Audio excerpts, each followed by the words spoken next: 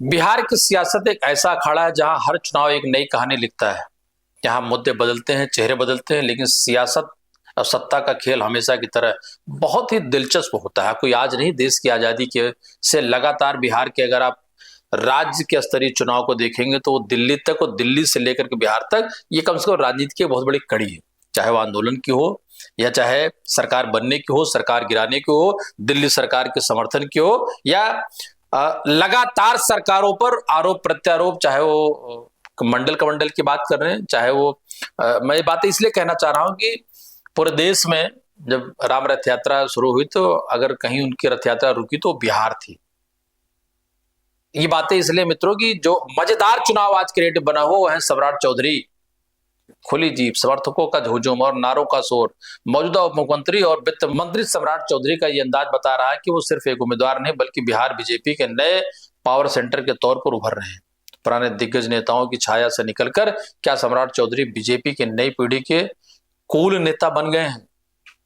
लेकिन इस चमक धमक के पीछे एक और कहानी है जिसको आप लगातार पिछले 1 या 2 महीने से कई मंचों से, कई रैलियों से, कई टीवी चैनलों, कई डिजिटल प्लेटफॉर्म पर उनके ऊपर कई आरोप लग रहे हैं और उस आरोप का सीधा जवाब नहीं देने की भी बातें आपने देखी सुनी होंगी। और एक आरोप की बात करें कि जो सवाल है वो सियासी दांवपेच की। आज जब हम इसी कहानी की परतें खोलेंगे, हम विश्लेषण करेंगे कि कैसे सम्राट चौधरी पर लगे गंभीर आरोप सत्ता के कालीन के नीचे दबा दिया जा रहा। हम देखेंगे कि कैसे जंगल राज के डर और पैसों की गारंटी के बीच बिहार का वोटर फंसा हुआ है। नमस्कार, मनोज मिश्रा, आप देख रहे हैं यूनाइटेड भारत। और वीडियो को अंत तक देखें क्योंकि ये सिर्फ एक नेता नहीं बल्कि पूरे बिहार की चुनावी हकीकत की एक पड़ताल है। मित्रों, विगत 3 से 4 दिन तक बिहार के कई विधानसभा क्षेत्रों को मैंने दौरा किया। मैं मौजूद था, पटना से लेकर के सासाराम हो, मोकामा का मैंने बहुत बार जिक्र किया। लेकिन अब जो दिखने और समझने की बात है या जिसकी समीक्षा की बात है राजनीति के तौर पर, जो आपको जानना बहुत जरूरी है, वो चुनाव की चौकस पर बिसते बिहार की राजनीति में एक नया भूचाल।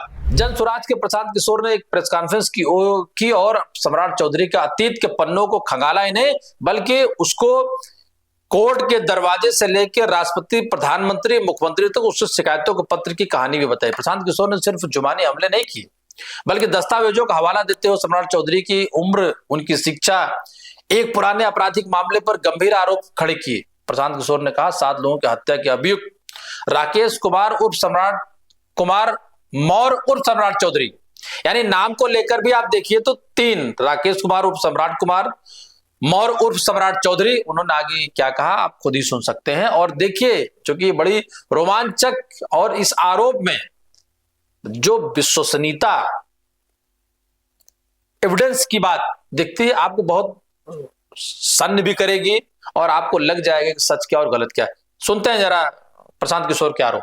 7 लोगों की हत्या के अभियुक्त राकेश कुमार उर्फ सम्राट कुमार मौर्य उर्फ Samrat Chaudhary, Tarapur, case number 44/1995। Note कर लीजिए, 44/1995 में 7 लोगों की हत्या हुई, उसमें ये अभियुक्त हुए। बिहार विद्यालय परीक्षा समिति ने कहा कि ये मैट्रिक का परीक्षा फेल कर गए हैं। इन्होंने खुद स्वीकार किया 2010 में कि 7वीं क्लास ये पास हैं। तो फिर ये मैट्रिक का परीक्षा कब पास किए हैं, यही सीधा सवाल है।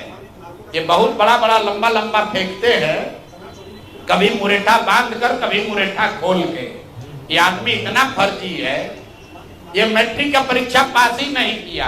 अब सोचे मित्रों, एक राज्य के वित्त मंत्री पर मैट्रिक फेल होने और हत्या के मुकदमे में अभियुक्त होने का आरोप। प्रशांत किशोर यही नहीं रुके। आप अगर देखें उन्हें तो उम्र को लेकर एक ऐसा पेज सामने रखा जिससे सबको चौंका दिया और सरसरी तौर पर इस बात पे अविश्वास कोई करे ऐसा लगता नहीं। प्रशांत किशोर ने यह मुद्दा उठाया तो लगा कि सम्राट चौधरी का सियासी करियर दांव पर लग गया है, लेकिन फिर कहानी एक और मोड़ ली। कांग्रेस ने भी उसी आग में घी डालने का काम किया और अपनी प्रेस कॉन्फ्रेंस में उम्र के इस गोरख धंधे को और भी उलझा दिया और साथ ही सम्राट चौधरी पर गंभीर सवाल उठाए। कांग्रेस प्रवक्ता सुप्रिया सुरनेत ने कहा, क्या कहा वो भी आप सुन लीजिए, क्योंकि ये जानना आपको बहुत जरूरी है। 1995 में तारापुर में हत्याकांड हुआ था, ये भी उसमें संलग्न थे और इन्होंने रिटन में एफिडेविट देकर बोला था कि 1995 में ये मात्र 15 वर्ष के थे, ये नाबालिग थे और इसी आधार पर इनको बेल मिली थी। तो 1981 में पैदा हुए थे, ये इन्होंने खुद माना, जब इनको तारापुर हत्याकांड में बेल चाहिए थी। 1968 के हो गए जब इनको चुनावी एफिडेविट भरना था, 1968 में पैदा हो गए। उस दौरान उन्होंने लिखित में यह भी दिया था कि राकेश कुमार, सम्राट चौधरी के बड़े भाई Rohit Kumar, Birla institute of technology में पढ़ रहे थे। 1999 में उनकी उम्र 22 साल थी, ये उनसे छोटे थे, तो ये 25 के कैसे थे 1999 में? ये जो गुत्थी है ये महामानव और उनके सम्राट ही सुलझा सकते हैं। और जैसा कि मैंने कहा, 2010 के हलफनामे में उन्होंने अपने आप को 28 साल का बताया था। तो आप में से कोई भी हाथ उठाकर यह बता दे कि अगर आप 2010 में 28 साल के थे तो 15 साल बाद तो आप 43 या 44 के ही होंगे। या ये कौन सा जादू है कि 2010 के हलफनामे में 28 का व्यक्ति 2025 के हलफनामे में 56 का हो जाता है और चुनाव आयोग आंखों पे पट्टी बांधकर चुपचाप सो रहा है। ये किसी जादू से कम है क्या कि एक ही व्यक्ति जरूरत के हिसाब से कभी नाबालिग तो कभी बालिग। कांग्रेस और प्रशांत किशोर के ये आरोप इतने गंभीर थे कि किसी भी नेता की सियासत खत्म हो सकती थी, विश्वसनीयता खतरे में पड़ सकती थी और जनता कहीं की भी हो, कम से कम आरोपी नहीं अभियुक्त को अपना नेता माने, ये बड़ा मुश्किल होता है। ये भारत है, बाकी बातें तो हो जाती है लेकिन बहुत सारी चीजों में हमको देखना पड़ता है यहाँ। लेकिन यहाँ बिहार की राजनीति का एक असली खेल शुरू होता है। अब आरोपों के तीर चल रहे हैं। सम्राट चौधरी के लिए ढाल बनकर कौन सामने आए? खुद मुख्यमंत्री नीतीश कुमार और देश के गृहमंत्री अमित शाह। अमित शाह ने मन से सम्राट चौधरी को बड़ा बयान, बड़ा आदमी बनाने की बात की और नीतीश कुमार उन्होंने तो फिर बिना आरोपों का जिक्र किए सम्राट को ईमानदारी और काबिलियत का सर्टिफिकेट दे दिया। नीतीश ने क्या कहा, आप खुद नीतीश की जुबानी सुन सकते हैं। एनडीए बीजेपी के जो हम लोगों के उप मुख्यमंत्री हैं, ये कितना बढ़िया काम करते हैं जी। सरकार के काम में ये इतना बढ़िया काम करते हैं, आप बहुत अच्छा काम करते हैं, कोई इधर उधर नहीं, और एक एक चीज को जानते हैं कि कहां पर क्या है। तो इसीलिए हम तो यही चाहेंगे कि आप लोगों ने कहा है तो इनको भारी वोट दीजिए और पूरा इनको विजयी बना करके खूब अच्छा करिएगा। दोस्तों गौर कीजिए, नीतीश कुमार ने एक बार फिर इन गंभीर आरोपों का जिक्र तक नहीं किया है। इसे कहते हैं सियासत का साइलेंट ट्रीटमेंट, बिना कुछ कहे सब कुछ कह देना। एक तरफ प्रशांत किशोर और कांग्रेस चिल्लाती रही, दूसरी तरफ सत्ता ने एक गहरी चुप्पी साध दी और देखते ही देखते ये सारे आरोप चुनावी शोर में बहुत गुम से या खो से गए हैं। बिहार का ये चुनाव दो पटरियों पर दौड़ रहा है, एक पटरी अतीत का डर, दूसरा भविष्य की उम्मीद। एनडीए खासकर बीजेपी और सम्राट चौधरी अपनी हर रैली में एक शब्द का इस्तेमाल जरूर करते हैं, लालटेनिया और जंगल राज। वो 20 साल पहले के बिहार की याद दिलाकर वोट मांग रहे हैं। उनका तर्क सीधा है, अगर वो नहीं तो फिर से अपहरण, हत्या, बलात्कार, लूट का दौर लौट आएगा। लेकिन क्या 20 साल बाद भी ये डर काम करता है, खासकर उस युवा वोटर के लिए जिसने वो दौर देखा ही नहीं? इसी के जवाब में विपक्ष खासकर तेजस्वी यादव एक ही मुद्दा उठा रहे हैं, वो है पुख्ता रोजगार और नौकरी। जहां भी लोग उनसे जो पूछते हैं वो बेरोजगार हैं, जो जरा हाथ उठाएं। ये उनके रैलियों में अक्सर होता है। कोनो कारखाना खोल दिए क्या मोदी जी, नीतीश कुमार जी? दिल पे हाथ बताओ, कितने लोग बेरोजगार है, जरा हाथ उठा के बताइए। आज इस मंच से तेजस्वी कह रहा है, तेजस्वी अगर मुख्यमंत्री बनेगा, बनाइएगा, अपने भाई बेटे को सम्मान दीजिएगा, और तेजस्वी जब मुख्यमंत्री बनेगा तो बिहार में जिस परिवार के पास सरकारी नौकरी नहीं है, उस परिवार को एक सरकारी नौकरी तेजस्वी दिलाने का काम करेगा। तेजस्वी 2020 से लगातार नौकरी के वादे पर अपनी सियासत चमका रहे हैं। वो जंगल राज के जवाब में रोजगार राज की बात करते हैं। लेकिन यहाँ एक और बड़ा खिलाड़ी मैदान में है जो डर और उम्मीद दोनों पर भारी भारी पड़ सकता है, और वो है पैसा। जब डर और उम्मीद की लड़ाई बराबरी पर आ जाए तो एनडीए ने अपना ब्रह्मास्त्र चला दिया। बिहार की करीब 1.5 करोड़ महिलाओं के खाते में सीधे 10,000 भेजे गए, जो एक तरीके से घूस कहा जा सकता, चूंकि ये चुनाव से पहले हुआ है। और मंच से वित्त मंत्री सम्राट चौधरी इसकी गारंटी दे रहे हैं कि पैसा कोई वापस नहीं ले सकता है। आप उनके भी इस बयान को देख सकते हैं कि 10,000 रुपए को सम्राट चौधरी किस तरीके से उस पर इस बात को कह रहे हैं कि वो पुख्ता कर रहे हैं कि आप देखिए स्कीम, ये योजना। और कुछ ललटनी को कह रहा है कि हम जो है नीतीश जी ये जो पैसा 10,000 दे रहे हैं ये वापस ले लेंगे चुनाव के बाद, इसका सूद देना पड़ेगा। लेकिन नीतीश जी यहाँ बैठे हैं और मैं बिहार का वित्त मंत्री हूं और मोदी भैया और नीतीश भैया ने बिहार के 1,51,00,000 महिलाओं के खाते में 10,000 रुपया दिया है। मैं गारंटी देता हूं कोई माई का लाल पैदा नहीं हुआ जो इस पैसे को वापस ले सकता है। साथियों, कोई माई का लाल पैदा नहीं हुआ। अपने शब्दों पर गौर किया, कोई माई का लाल पैदा नहीं हुआ, और कितना विश्वास है इस बयान में। लेकिन सवाल यह है कि क्या यह मदद है या चुनावी रिश्वत? चुनाव से ठीक पहले दिया गया यह पैसा क्या बिहार की गरीबी का स्थायी समाधान है या सिर्फ वोट खरीदने का एक तरीका? नीति आयोग के आंकड़े बताते हैं कि बिहार का 64% परिवार महीने में 10,000 रुपए भी नहीं कमा पाता है। जिस राज्य से करोड़ों लोग काम की तलाश में पलायन कर जाते हैं, वहां खाते में 10,000 रुपए डालकर क्या विकास का दावा किया जा सकता है? एक तरफ जहां 80 करोड़ लोगों को दैनिक रूप से सरकार राशन देती है भोजन के लिए, दूसरे 10,000 रुपए हम दे रहे हैं जिनकी पारिवारिक इनकम इतनी नहीं है। ये वो सवाल है जिनका जवाब न सम्राट चौधरी देते हैं, ना ही नीतीश कुमार। और अब आते हैं इस कहानी की सबसे दिलचस्प विडंबना भरे मोड़ पर। एक तरफ एनडीए जंगल राज का डर दिखा रही, दूसरी तरफ उसी जंगल राज के एक बड़े प्रतीक को गले लगा रही है। नाम है अनंत सिंह। आपने मोकामा को पिछले 4 दिनों में बहुत जबरदस्त तरीके से देखा होगा।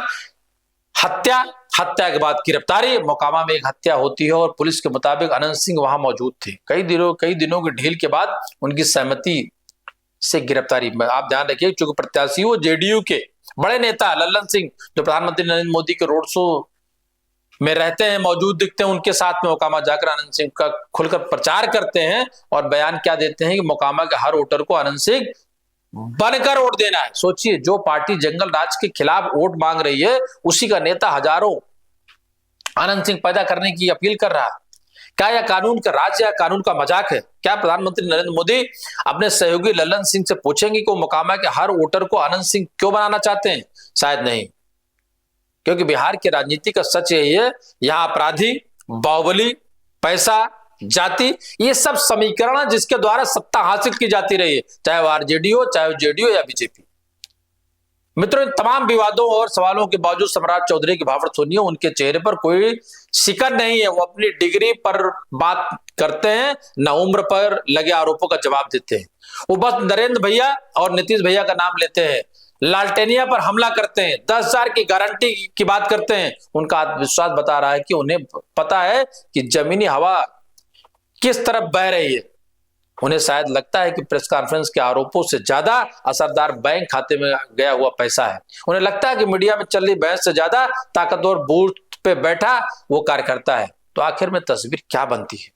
एक तरफ आरोपों से घिरे सम्राट चौधरी हैं, जिन्हें सत्ता का पूरा संरक्षण मिला हुआ है, तो दूसरी तरफ नौकरी का वादा करते तेजस्वी यादव, जो अपनी तीसरी कोशिश में है। बीच में जंगल राज का पुराना डर, 10,000 का लालच और अनंत सिंह जैसे बाहुबलियों का खुला खेल। सम्राट चौधरी बिहार की राजनीति के उस नए मॉडल का चेहरा है, जहां आरोप आपको कमजोर नहीं बल्कि ज्यादा मजबूत बनाते हैं, बशर्ते आपके सिर पर सत्ता का हाथ हो। वो वित्त मंत्री है, लेकिन बिहार की खस्ता आर्थिक हालत, बेरोजगारी और पलायन पर विजन देने के बजाय, मित्रों, संकल्प पत्र, घोषणा पत्र देने के बजाय वो पत्र जारी करना चाहिए था विगत 20 वर्षों में कि हमने 20 वर्ष में आपने हमको मौका दिया, हमने ये किया और ये बचा हुआ आने वाले 5 वर्ष में हमको मौका दीजिए, हम ये करेंगे। वो आपको कहीं नहीं दिखेगा। वादे और झूठे वादे, पलायन का मुद्दा, नौकरियां भी इतनी ज्यादा जितनी आप सोचिए, जब जिस पूरे प्रदेश में 25 लाख सरकारी नौकरी, वहां अगर 2 करोड़ की बात की जाए तो कितना मजाक लगता है। फ्री के फंडे में बजट कहां से आएगा, कहां से आए पैसा? पहले से ही बिहार कर्जे में डूबा हुआ है। लेकिन इसकी चिंता जब जिसको वोट देना है, जिसका भविष्य तय करना, वो नहीं करता तो नेता फिर क्यों करेंगे? नेता को तो पता है उनको अब 5 साल के बाद आना है और 1 महीने झूठ बोलना है, 1 महीने रोना है, 1 महीने पैसे डालने हैं, जाति से लेकर धर्म से लेकर के महिलाओं से लेकर सबको थान के लंबी लंबी बातें करनी है। उसके बाद सब लोग भूल जाते हैं।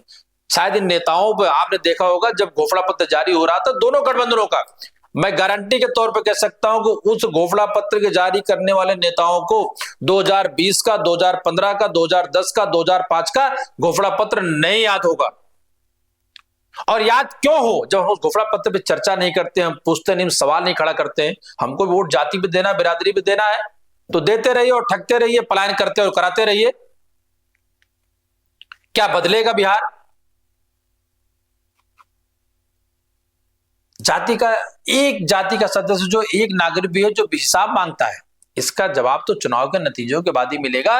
लेकिन एक बात साफ है मित्रों, बिहार का चुनाव सिर्फ विकास की पहचान नहीं, राजनीति तक सीमित नहीं, एक मनोवैज्ञानिक खेल भी बन चुका, जहां डर, उम्मीद, पैसा, बाहुबल सब कुछ मिलकर वोटरों के फैसलों को प्रभावित करता रहा।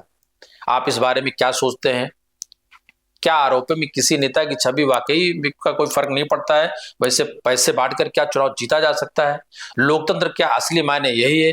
आप अपने कमेंट में जरूर इस बात को लिखें ताकि हम अगले वीडियो या अगले एपिसोड से पहले आपकी इस राय का जिक्र और चर्चा जरूर करें। मित्रों, बात आपसे अनुरोध करना चाहेंगे, आप बहुत कम समय में यूनाइटेड भारत परिवार को बहुत सारा प्यार दिया है, आप अपना प्यार बनाए रखें। नमस्कार, धन्यवाद, शेयर करें और ज्यादा से ज्यादा तक देखें।